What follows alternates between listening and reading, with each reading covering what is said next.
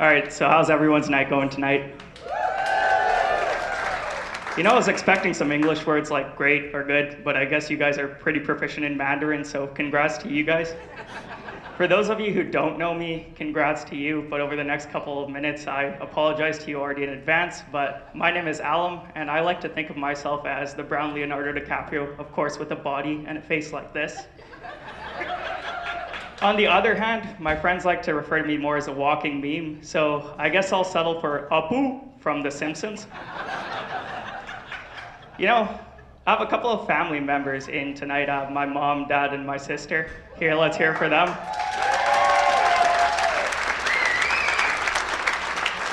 Am I really not getting this? I think I need a Mandarin tutor after this. But anyways, when I'm with my friends, I like to talk a lot about my family. So since you guys are actually still here, you guys are officially all my new best friends now, so congrats to you guys.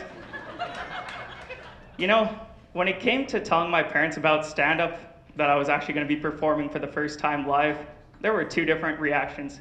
And boy, there were two separate reactions. First, we have my mom, and she's as supportive as any mother could be, of course. I know she's supportive because she's brown, and she actually bought tickets to a show. Like the fact that an Indian lady can actually spend $15 on each ticket and support her son for spending $200 for stand-up comedy that won't get him to a doctorship. That's pretty damn impressive, okay? But anyways, she's as supportive as always, and you'll always be hearing her yelling and screaming no matter how crappy my jokes are, which is the best side of having the most supportive mom in the world. No worries. When it comes to dating, however, things take a little bit of a turn when your mom's as supportive. She can be a little bit protective. So, ladies, if any of you are interested tonight, just make sure you're approaching her as she's leaving or she's going to the bathroom for the 10-minute intermission break. If you are brave enough, however, you can expect one of the following things to be said. Alam, what are you doing talking to that whore? She will drain you and your family's bank account. Well, thanks for the heads up, Mom, but first of all, tonight we're in Oak Bay, so that's probably not a problem. Second of all, I'm a recent graduate and I just left my job from accounting to pursue my professional dream of becoming a stand-up comedian. No, just kidding, I'm actually not that stupid. Just didn't like the job. And third of all, you and Dad won't even let me go near the family bank account, so maybe you should be warning them to stay away from this gold digger right here.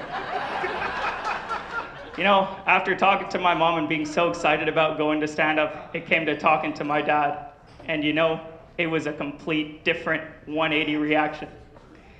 So, we're sitting at Uptown, and we're just finishing up shopping, and, I'm telling my dad, hey, it's the first show ever. I'm very excited for it. Are you going to be joining us? I could really use your support. They could say you can hear a pin drop. Well, I think this is the first situation that this actually applied to. Like, I could hear the hands on the digital alarm clock going back and forth. And my dad working in the RCMP, after thinking for an hour, he decides to give me an interrogative look. He turns around to my seat. He looks at me, and he gives me one brief answer after an hour. No. And that was literally it, just a no. So I guess we know where his support lies. Anyways, come to today's show, and we know, thanks to my most supportive mother, he's here today, even though we both rather know he'd be sitting on the couch, eating chips and watching the news. So before I get kicked out of the house, because we're probably heading to that route, why don't we switch it up to my dad's favorite topic, and I'll need a drum roll for this one, because boy, this is a good one. Can I get a drum roll, please?